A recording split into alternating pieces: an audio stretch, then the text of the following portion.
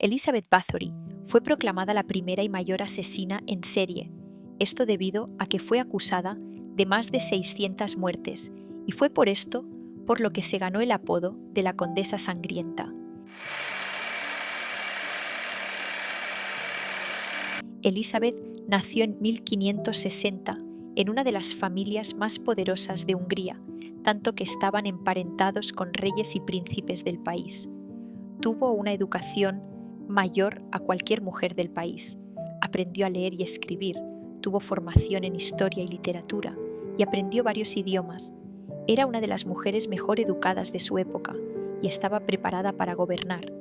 También hubo cosas más desagradables. Estuvo rodeada de violencia, puesto que vivía en una época brutal, donde se permitía la tortura como método de interrogatorio y se veía normal grandes castigos físicos.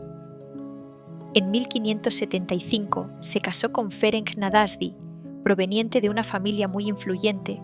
Tenían 14 y 19 años respectivamente. Como regalo de boda obtuvieron el castillo de Chachtice, donde se trasladaron a vivir. Ferenc era conocido por ser un feroz comandante militar, tanto que fue apodado el Caballero Negro de Hungría. Este pasaba mucho tiempo en campañas militares, por lo que era Elizabeth quien administraba todo mientras él no estaba. Así, Elizabeth llegó a tener mucho poder dentro de la sociedad. Tuvieron varios hijos durante este tiempo, y todos ellos crecieron con institutrices, al igual que Elizabeth. Ferenc murió en 1604 debido a una enfermedad que contrajo durante una campaña militar. Así que Elizabeth quedó viuda y muy rica, convirtiéndola automáticamente en una figura muy importante, aún más de lo que ya era. Entre 1602 y 1604 fue cuando comenzaron los rumores, esparciéndose rápidamente por el reino. Se hablaba de que las jóvenes enviadas al castillo desaparecían, de que había un número de muertes inusual, y hasta los vecinos llegaron a hablar de que veían cuerpos siendo transportados de noche. En esa época era muy común la muerte debida a castigos físicos que pasaban un límite. Pero lo extraño era que se repetía un patrón, ya que muchas de las historias que circulaban eran similares entre ellas.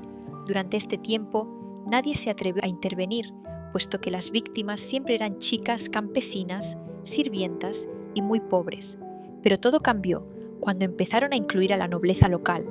Fue entonces, alrededor de 1610, cuando el rey de Hungría, Matías II, se enteró de todos los rumores, así que decidió llevar a cabo una investigación oficial, poniendo al frente a György Thurzó, quien había sido un antiguo aliado y amigo de la familia Báthory.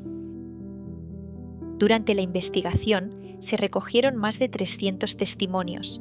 La mayoría de ellos no provenían de testigos en sí, sino que provenían de rumores, de algunos sirvientes que habían sufrido castigos crueles, e incluso de sacerdotes que afirmaban que se celebraron entierros apresurados y muertes sospechosas, pero la mayoría coincidían en que eran chicas jóvenes, que habían recibido palizas como castigo, quemaduras o incluso pinchazos. A finales del año 1609, György arrestó a Elizabeth en su propio castillo.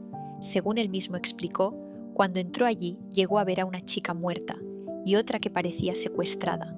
La propia Elizabeth intentó culpar a 4 de sus sirvientes y explicó que estaba demasiado asustada para detenerlas.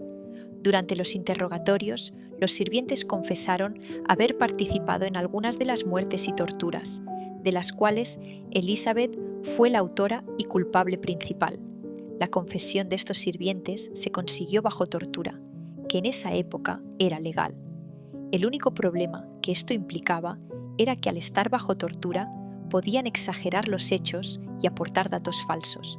Aún así, estas confesiones se consideraron válidas, simplemente porque muchas de ellas coincidían. El juez condenó a 3 de los 4 sirvientes a los que Elizabeth inculpó a una ejecución pública. Elizabeth nunca escuchó al juez decir que era culpable de los hechos. Esto fue debido a que querían ser discretos porque podría suponer un problema político. Reconocer como asesina a una persona tan importante, procedente de una de las familias más poderosas de Hungría, podría causar muchos problemas, así que por esos motivos, en privado los hijos de Elizabeth, junto con Georgi y otros mandamases, decidieron encerrarla en el castillo sin ser oficialmente acusada para proteger todo el patrimonio familiar.